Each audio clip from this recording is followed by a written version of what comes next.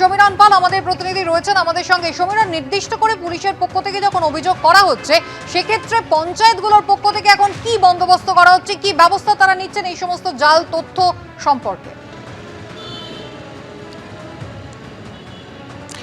দেখো, পঞ্চায়েত থেকে শুরু করে পুরসভা সকলেই সতর্ক হতে চাইছে, যেহেতু উত্তর চব্বিশ পরগনা একেবারে বাংলাদেশ সীমান্তবর্তী জেলা এবং সেই কারণে পেট্রাপোল এবং ঘোজাডাঙ্গা এই সমস্ত জায়গা থেকে প্রচুর বাংলাদেশের নাগরিকরা আসেন এদেশে এবং তারা যে কোনো সময় ভুয়ো নথি তৈরি করতে পারে।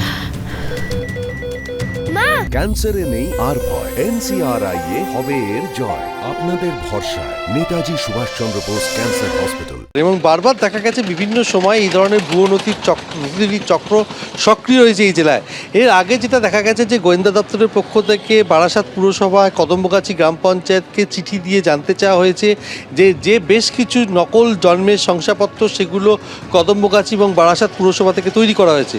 কদম্বগাছি পুরসভায় সেক্ষেত্রে বলা হয়েছে যে মধু মণ্ডল, অর্থাৎ কদম্বগাছি পুরসভার যিনি গ্রাম পঞ্চায়েতের প্রধান রয়েছেন তিনি হচ্ছেন মাধুরী মণ্ডল। অর্থাৎ যে চক্র এই ধরনের শংসাপত্র তৈরি করছে তারা কোনো কারণে ভুল করেছে এমনটাই দাবি।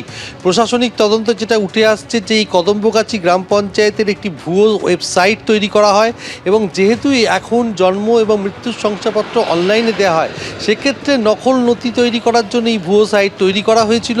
আর যারা তৈরি করেছিল তারা ওয়াকিবহাল ছিলেন না যে এই গ্রাম পঞ্চায়েতের প্রধানের নাম মাধুরী মণ্ডল, আর সেই কারণে মধু মণ্ডল হয়ে গেছে এমনটাই প্রাথমিক তদন্তে জানা গেছে। তবে পঞ্চায়েত এবং পুরসভাগুলোর তরফ থেকে সতর্কতা নেওয়া হয়েছে। কিছুক্ষণ আগে আমরা মধ্যমগ্রাম পুরসভা তৃণমূলের পুরপ্রধান নিমাই ঘোষের সঙ্গে কথা বলেছেন, তিনি পরিষ্কার জানিয়ে দিয়েছেন যে শেষ যে বোর্ড মিটিং হয়েছে সেখানে পুরসভার 28 জন কাউন্সিলরকে স্পষ্ট নির্দেশ দেওয়া হয়েছে যে সঠিক নথি পরীক্ষা না করে কোনো বাসিন্দাকে যেন শংসাপত্র না দেওয়া হয়।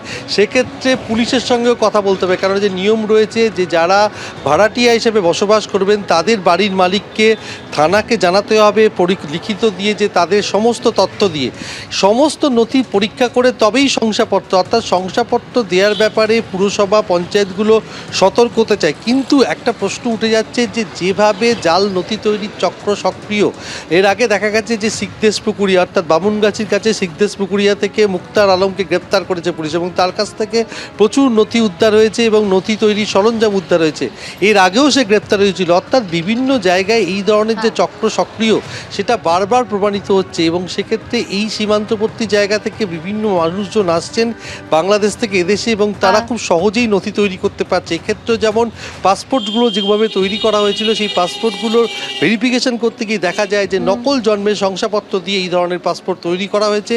আর সেক্ষেত্রে কদমগাছি পঞ্চায়েতের নাম উঠে এলেও পঞ্চায়েতের তরফ থেকে স্পষ্ট জানিয়ে দেওয়া হয়েছে যে এগুলো তাদের তৈরি নয়। কুসুমি, সমীরণ, ধন্যবাদ।